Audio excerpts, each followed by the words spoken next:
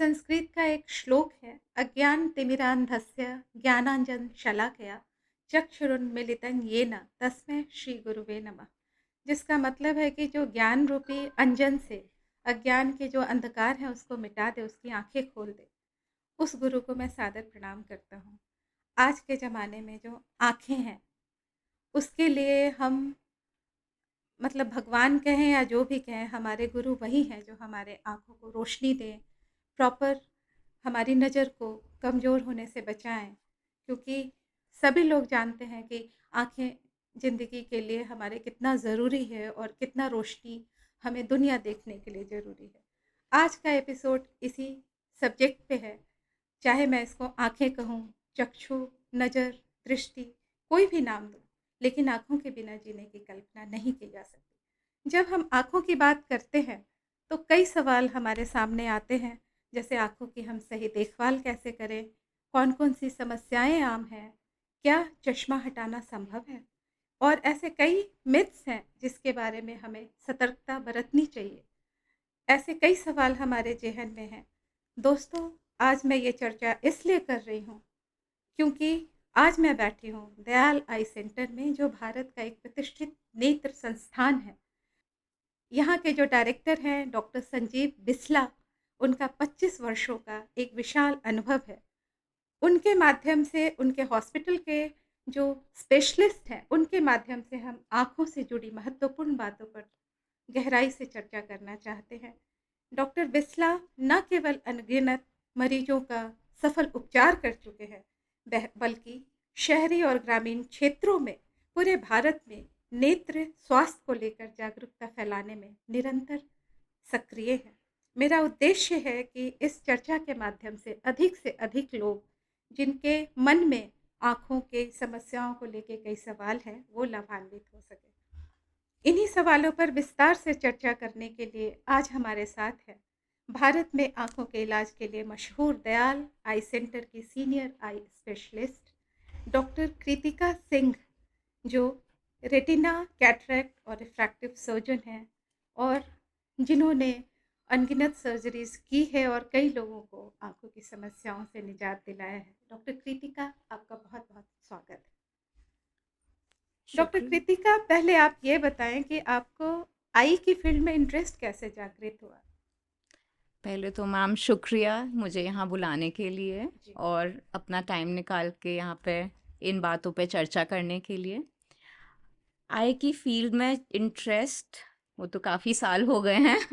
पहले मेरा इंटरेस्ट तब जागा था जब मैं एमबीबीएस कर रही थी और हम आई के डिपार्टमेंट की रोटेशन पे गए थे। जी, तो वहाँ पे मैंने देखा कि एक इतना छोटा-सा आई का स्ट्रक्चर है, जो आँख है, इतनी छोटी-सी आँख होती है और बिल्कुल। इतना कॉम्प्लेक्स स्ट्रक्चर है। ये अपने आप में ही एक पूरी अ, दुनिया बसी दुनिया हुई बसी है। हुई है। बिल्कुल। तो तब से मुझे लगा कि इसमें इतनी डिफरेंट डिफरेंट स्पेशलिटीज़ हैं, इतना कुछ है इसमें करने को और इतना माइक्रोस्कोपिक लेवल पे, तो मुझे वो बहुत फ़ैसिनेटिंग लगा था। तो तभी से मेरा इंटरेस्ट वहाँ से शुरू हुआ और फिर मैंने इसको अपना करियर बना लिया।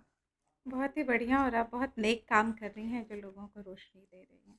अभी हम आते हैं डॉक्टर कृतिका मायोपिया पे, अच्छा। क्योंकि पहले के टाइम पे क्या होता था कि हम मोतियाबिंद की सिर्फ बात करते थे, लेकिन आजकल मायोपिया इतनी तेज़ी से बढ़ रहा है कि 7 से 8 साल के बच्चों को आजकल चश्मा लग जा रहा है, सारे पेरेंट्स परेशान हैं। पहले ऐसा कभी भी नहीं होता था।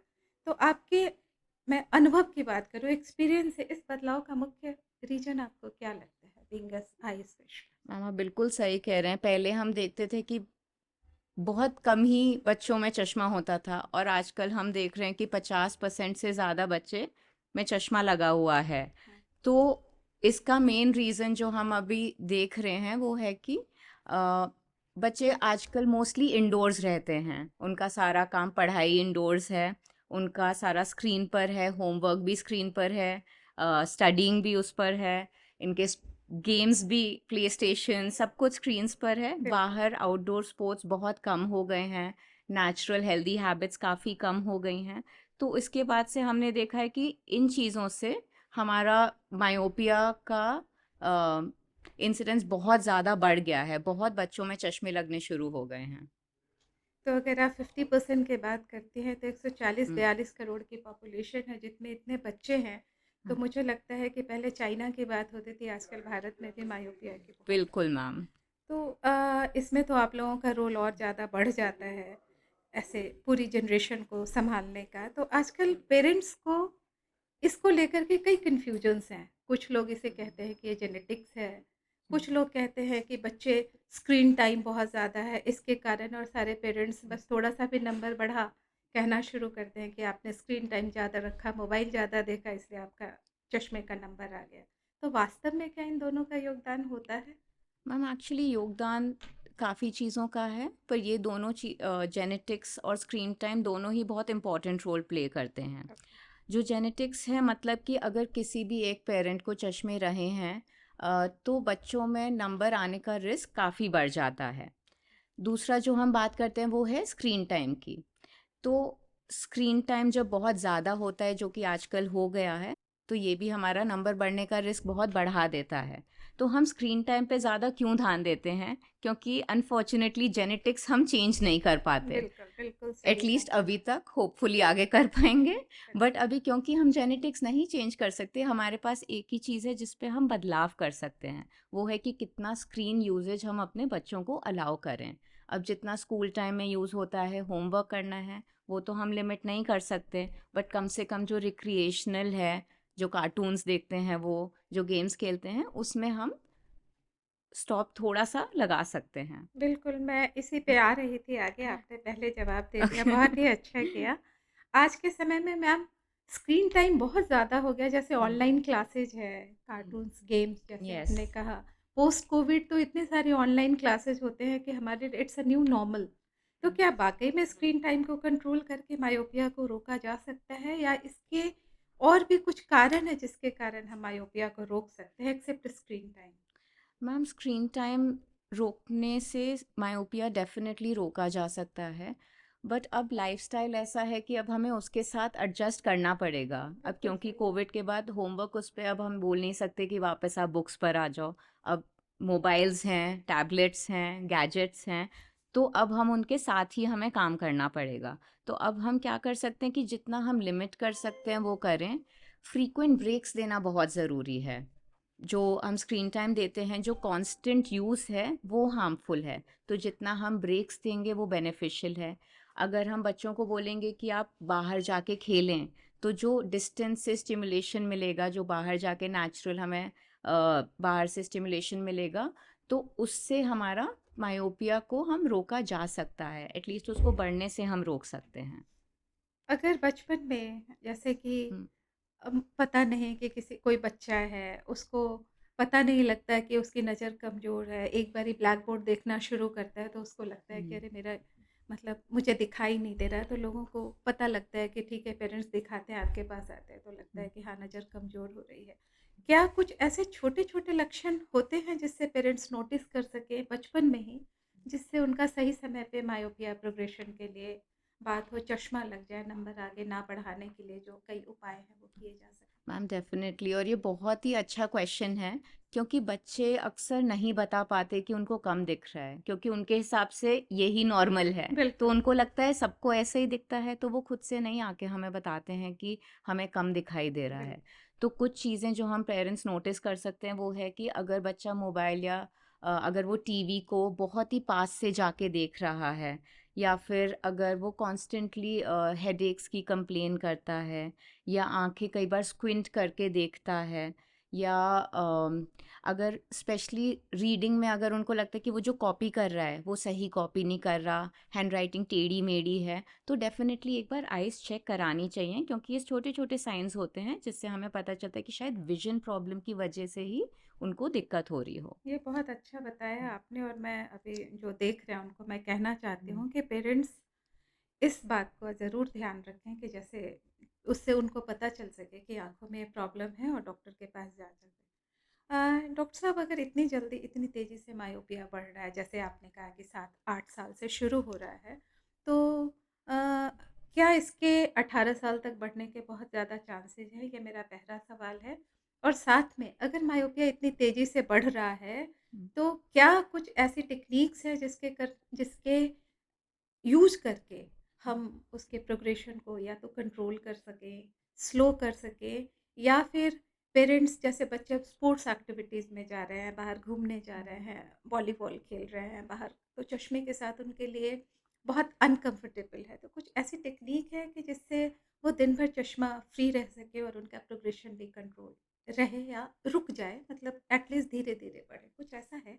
एब्सोल्युटली मैम, एक बहुत ही अमेजिंग टेक्निक है जो काफ़ी कॉमन हो रही है आजकल इंडिया में, जिसको हम बोलते हैं ऑर्थो के लेंसेज या फिर ऑर्थोकेरेटोलॉजी। ये जो टेक्निक है इसमें बेसिकली क्या करते हैं, एक स्पेशलाइज्ड कॉन्टैक्ट लेंसेज होते हैं जो ट्रीटमेंट कॉन्टैक्ट लेंसेज हैं। इनको रात को पहना जाता है, तो रात को पहन के बच्चे इसको सो जाते हैं और जब वो दिन में उठते हैं वो इनको उतार देते हैं और इनको बिल्कुल क्लियर दिखाई देता है बिना चश्मे के। तो इससे स्पोर्ट्स खेलना, कई बच्चों को बाहर जाना है, उनको मोटे चश्मे लगाने से दिक्कत है, तो काफ़ी कॉन्फिडेंस बच्चों में आ जाता है। तो दे बहुत ही अच्छी टेक्नोलॉजी है और स्पेशली जब तक बच्चा लेसिक के लिए फिट नहीं हो जाता, ये हमारे पास एक ऑल्टरनेट टेक्नोलॉजी है। एक और एडेड एडवांटेज इसमें क्या है कि ये लेंसेज पहनने से हम मायोपिया के प्रोग्रेशन को रोक सकते हैं और ऑलमोस्ट 60 to 70% प्रोग्रेशन कम हो जाता है, ये स्टडीज़ ने देखा है। बहुत बढ़िया बताया आपने। डॉक्टर साहब, क्या ये लेंसेज़ सिर्फ़ रात में पहने जाते हैं, सेफ़ होते हैं? कई लोग कहते हैं कि रात में कॉन्टैक्ट लेंस को पहनना सेफ़ नहीं है। तो क्या ये डीके वैल्यू के कारण है कि इसकी ऑक्सीजन परमिबिलिटी बढ़ जाती है, तो ये इस कारण से बना है? मैम, ये अलग लेंसेज हैं जो हम बोलते हैं रात को पहन के सोना डेंजरस है, वो सॉफ्ट कॉन्टैक्ट लेंसेज होते हैं। वो अलग तरह के होते हैं जिसमें हम जब लगाते हैं तब हमें साफ दिखता है, जब उतारते हैं तो हमें धुंधला दिखता है।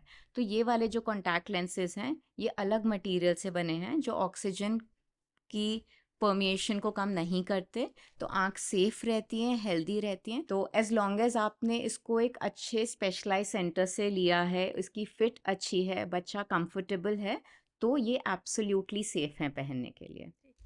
और फिर मैं बच्चों पे आती हूँ, क्योंकि हम सबके छोटे बच्चे रहते हैं। लोग अब अक्सर कहते हैं, वैसे तो शुरू में आपने बताया मुझे कि पेरेंट्स अक्सर कहते हैं कि स्क्रीन से ब्रेक लेना चाहिए, या पर क्या प्रैक्टिकली ये संभव है?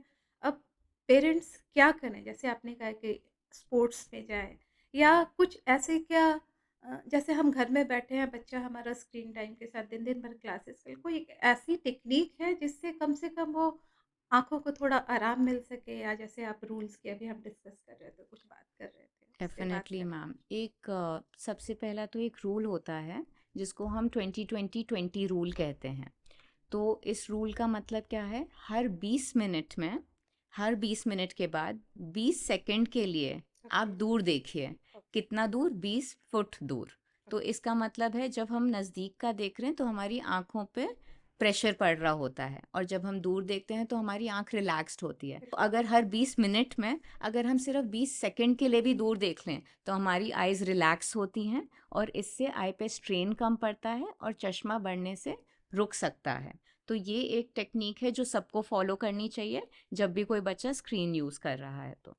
ये सबको समझना चाहिए, और मुझे लगता है इस पे अवेयरनेस कम है।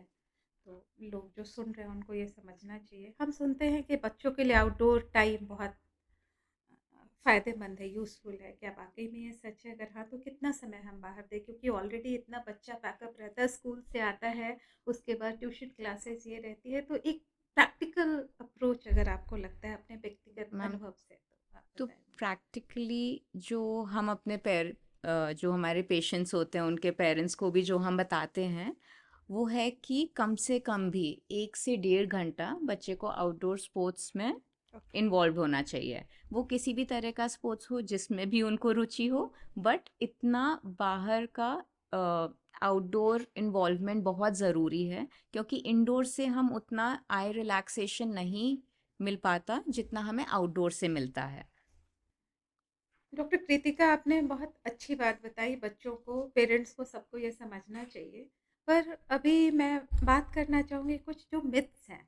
लोगों में एक आम धारणा है, एक भ्रांति बोल लें या कुछ भी कह लें कि चश्मा, बहुत लोग कहते हैं कि बच्चे को चश्मा लग गया, मैं चश्मा नहीं पहनाऊँगा क्योंकि नज़र कमज़ोर हो जाएगी।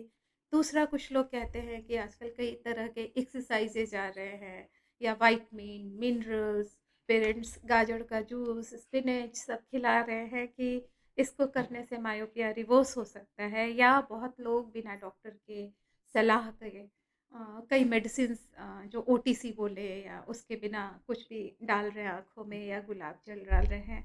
ये क्या सही है या इस पे आप कुछ कहना चाहेंगे?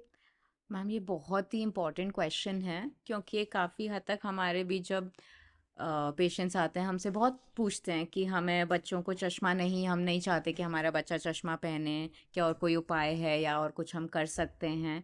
तो पहली चीज़ तो मैं बताना चाहूँगी कि जो ये समझना बहुत ज़रूरी है कि जो नंबर है वो इसलिए है कि जो हमारे आँख का आकार है, जो शेप है, वो एक तरह से है कि बच्चे की लाइट फोकस नहीं हो रही है। बिल्कुल। तो इसीलिए हम चश्मा दे रहे हैं लाइट फोकस करने के लिए। तो गाजर खाने से या कोई दवाई डालने से या किसी तरह की एक्सरसाइज करने से आँख का शेप या आकार नहीं बदली जा सकती। तो वो चीज़ें हमारे चश्मा हटाने में काम नहीं आती, पर वो कहाँ काम आती हैं कि आई की जो नसें हैं, जो विजन है, जो स्ट्रेंथ है, उसमें हेल्प करती हैं ये। बट ये चश्मे से कॉम्प्लीमेंट्री हैं, ये चश्मे को हटा नहीं सकती हैं। दूसरी चीज़ कि चश्मा ना लगाना बहुत हानिकारक हो सकता है यंग एज में, स्पेशली अगर दोनों आँख में नंबर ज़्यादा है या अगर एक आँख में नंबर है और एक में नहीं है। क्योंकि अगर सही टाइम पे चश्मा ना लगाया जाए, तो बचपन में जब हमारा डेवलपमेंट हो रहा होता है, जब ग्रोथ हो रही होती है आँख की और नसों की, जब ब्रेन से कनेक्शंस बन रहे होते हैं, तो अगर तब फोकस नहीं होगा आँख पे, तो लाइफ टाइम हमारी विजन कम ही रह जाएगी। बिल्कुल तो सही। इसलिए चश्मा ना लगाना ऑप्शन नहीं है, चश्मा लगाना है, बाद में हम उसको हटा देंगे। और ये जो गुलाब जल वगैरह की जो बात करते हैं कि आँखों में गुलाब जल डाल लो, ये बाबा ने कहा ये ड्रॉप डाल लो, मैम वो कोई भी ड्रॉप डालने से, अगेन कोई ड्रॉप डालने से शेप चेंज नहीं हो सकती। बिल्कुल तो सही कोई कहा। ड्रॉप काम नहीं करेगी, चश्मा ही एक ऑप्शन है। और जिनको नहीं लगाना, तो हमारे पास और ऑप्शंस हैं, जैसे ऑर्थोकेरेटोलॉजी की हमने अभी बात की थी। और बिल्कुल। जब बच्चा 18 साल का हो जाएगा तो इसको हटाया जा सकता है। जैसे आपने कहा कि चश्मा हटाने के विकल्प आजकल हर कोई चाहता है कि चश्मा ना लगाए, जो चश्मा भी लगाए तो किसी तरह से कॉन्टैक्ट लेंस या लगा करके चेंज करना चाहते हैं। तो आज अब मैं बात करती हूँ उन लोगों की जो चश्मा हटवाना चाहते हैं और जैसे कि चाहते हैं कि अब मुझे चश्मा ना लगाना पड़े। तो जब आपके पास कोई आता है, दयाल आई सेंटर में आता है और कहता है डॉक्टर साहब मुझे चश्मा नहीं लगाना, तो हम्म। आपका फर्स्ट अप्रोच क्या होता है? मैम सबसे पहले तो हम ये देखना चाहते हैं वो चश्मा क्यों नहीं लगाना चाहते, बिल्कुल, कि बिल्कुल। ये सिर्फ एक कॉस्मेटिक वांट है या इज़ इट क्योंकि उनको कोई स्पोर्ट्स में प्रॉब्लम हो रही है या पढ़ाई में या करियर वाइज उनको दिक्कत हो रही है। तो हमें ये जानना बहुत ज़रूरी है कि उनकी एक्सपेक्टेशंस क्या हैं या इनकी रिक्वायरमेंट्स क्या हैं, बिल्कुल, क्योंकि हमारे पास इतनी टेक्नोलॉजीज़ हैं और कौन सी टेक्नोलॉजी बेस्ट है इस पे डिपेंड करेगा कि रिक्वायरमेंट क्या है। बिल्कुल। ये बहुत अच्छा बताया आपने और ये इसी को मैं एथिकल प्रैक्टिस मानती हूँ कि आपके पास कोई चश्मा हटाने के लिए आ रहा है तो उसकी रिक्वायरमेंट और उसकी नीड के अकॉर्डिंग हम कस्टमाइज़ सॉल्यूशन प्रोवाइड करते हैं। आज के इस जो मॉडर्नाइज़ेशन में इस तरह की प्रैक्टिस को मैं बहुत सैल्यूट करती हूँ ऐसे डॉक्टर्स को। डॉक्टर साहब मार्केट में कई तरह के प्रोसीजर्स हैं, बहुत लोगों को पता है मतलब लसिक मीन्स लसिक। और अभी कंटूरा की बात हम्म। करते हैं, स्माइल की बात करते हैं, तो लोगों को ये समझ नहीं आता, उनको लगता है चलो लेज़र ऑपरेशन करा लिया, मेरी आँखों का नंबर हट गया। तो थोड़ा-सा मैं जो डिफ़रेंस है ना लोगों को कि लैसिक क्या है, कंटूरा और हम्म। स्माइल, आजकल पिगमेंटो की बात हो रही है, तो इसको थोड़ा सिंपल भाषा में लेमैन लैंग्वेज में आप समझाइए कि इसमें डिफ़रेंस क्या है और क्यों है कि लैसिक किसी ने सस्ते में कर दिया, इन्होंने महँगे में कर दिया। तो थोड़ा-सा उस पे मैं विस्तार से जानना चाहूँगी आपसे। ठीक। तो पहले मैम लासिक की अगर हम बात करें वो होता क्या है, तो हम क्या करते हैं कि जो आगे हमारा शीशा होता है जिसको हम कॉर्निया कहते हैं, इसको हम अलग अलग तरह के लेज़र्स आते हैं जिससे हम रीशेप कर देते हैं, बिल्कुल, ताकि लाइट हमारी बिना चश्मे के ही फोकस हो और बिना चश्मे के हमें साफ दिखाई दे। बिल्कुल। तो जो हमारी टेक्नोलॉजी है लैसिक की, जो काफ़ी सालों से है, उसमें हम क्या करते हैं, एक हमारे शीशे पे एक फ्लैप बनाते हैं, ओके, फिर हम चश्मे हटाने वाला लेज़र फायर करते हैं और फ्लैप रिप्लेस प्लेस कर देते हैं। तो आजकल जो नई टेक्नोलॉजीज़ हैं जैसे कि स्माइल, फेमटो कंटूरा, तो ये क्या है कि फेमटो कंटूरा में हम ये जो फ्लैप बन रहा है, जो पहले की हम ब्लेड से बनाते थे, अब वो ब्लेडलेस बन रहा है। इसमें 2 तरह से लेज़र फायर होता है। एक लेज़र हम करते हैं फ्लैप बनाने के लिए और ओके, फिर नंबर हटाने के लिए। और स्माइल में हमने फ्लैप ही बनाना बंद कर दिया है, ओके, क्योंकि फ्लैप के साथ जो भी हमें दिक्कतें होती थी, ताकि वो भी ना रहें, तो अब वो ब्लेडलेस भी है और फ्लैट, फ्लैपलेस भी है। यस, सो जब हम कंटूरा की बात करते हैं, तो वो एक क्लासिक की ही एक टेक्नोलॉजी है जो आपकी आई के लिए कस्टमाइज्ड होती है। तो इसलिए उसमें जो कॉस्ट डिफरेंस आता है, जो आपके डिफरेंट डिफरेंट लेज़र्स में आता है, कब कहीं पे कम में करते हैं, कहीं पे ज़्यादा पे करते हैं, वो इस पे डिपेंड करता है कि कौन सी मशीन यूज़ हो रही है, कौन सी टेक्नोलॉजी यूज़ हो रही है। सो दैट इसीलिए इतना अंतर है। कटोरा विज़न के बारे में जैसे कई लोग बताते हैं कि काफ़ी, जैसे अभी आपने भी कहा कि बहुत पर्सनलाइज़्ड होता है। हमारे जो सुन रहे हैं लोग, वो ये जानना चाहते हैं कि किस तरह के मरीज़ों के लिए कोई भी आए और उसको हम कटोरा कर सकते हैं, या कोई पर्टिकुलर कोई सेगमेंट है, वैसे मरीज़ हैं जिनके लिए उपयुक्त होता है? मैम कंटूरा हम उन पेशेंट्स में प्रेफर करते हैं जिनका बहुत ही फाइन वर्क वाला फील्ड हो, कि आपको बहुत ही बारीकी नज़र चाहिए, बहुत ही शार्प विजन चाहिए, तो उन लोगों के लिए कंटूरा विजन बेस्ट होता है। ओके। अ, ये बहुत अच्छा बताया आपने, पर आज भी मैं देखती हूँ कि बहुत लोग लेज़र सर्जरी से डरते हैं। तो आप ऐसे लोगों को क्या कहना चाहेंगे? ख़ासकर उन लोगों को जो कई सालों से सोच रहे हैं मुझे चश्मा तो हटाना है, लेकिन एक डर है, एक घबराहट है, तो उसके लिए आप कुछ कहना चाहेंगे तो आप बताइए? मैम मैं एक्चुअली ये बताऊंगी कि जब तक मैं खुद प्रैक्टिस नहीं करती थी लेसिक सर्जरीज, तो मुझे भी लगता था कि क्या ज़रूरत है चश्मा हटाने की, चश्मा तो अच्छा है। पर जब मैंने लेसिक करना प्रैक्टिस किया इतने सालों से, इतने हज़ारों बच्चों को जो विजन आती है, जो उनको कॉन्फिडेंस मिलता है, जो उनको सम ऑफ देम वो बोलते हैं आके कि हमने इतना अच्छा कभी अपनी ज़िंदगी में नहीं देखा है, कि हमारी बिल्कुल, बिल्कुल। 20-25 साल की ज़िंदगी हो गई है, हमें पता ही नहीं था कि इतना अच्छा भी दिख सकता है। जब मैं वो देखती हूँ तो मुझे लगता है कि नहीं, इतना सेफ टेक्नोलॉजी है, इतनी एडवांस्ड हो गई है कि सेफ्टी मार्जिन बहुत ज़्यादा है, पेनलेस टेक्नोलॉजी है एब्सोल्युटली, तो बिल्कुल भी डरने की बात नहीं है। बस ये इम्पोर्टेंट है कि आपकी गाइडेंस सही होनी चाहिए, कि इतनी सारी टेक्नोलॉजीज़ में आप किस टेक्नोलॉजी के लिए फ़िट हो, आपके लिए कौन-सी सेफ़ है, वो आपको करानी चाहिए। कस्टमाइज़्ड होना चाहिए और वेल इन्फॉर्म्ड होना चाहिए विद यस। डॉक्टर्स। अ, हम लोगों ने कई सब्जेक्ट, मतलब कई पॉइंट्स को कवर किया है जो आज का बहुत बर्निंग टॉपिक्स है। तो मुझे लगता है कि बच्चों से लेकर के विजन केयर की जितनी भी टेक्निक्स है और जो जर्नी आप लोगों की रही है, उसको भी हमने कवर किया है, जिसके ज़रिए कई लोगों को बहुत फ़ायदा होगा और लोग जो जिनकी जानकारी बहुत सीमित थी, वो इस बारे में जानेंगे। लेकिन अगर आपको एक छोटा-सा सुझाव देना है, एक पेरेंट्स के लिए, उन एडल्ट्स के लिए जो स्पेक्स फ्री जीवन चाहते हैं, तो आप क्या कहना चाहते हैं? पेरेंट्स के लिए अगर मैं एक सुझाव दूँगी तो वो होगा कि अपने बच्चों के लिए जितना आउटडोर टाइम आप स्पेंड कर सकते हैं उनके साथ वो करिए। वो उनकी आँखों के लिए बहुत हेल्प करेगा।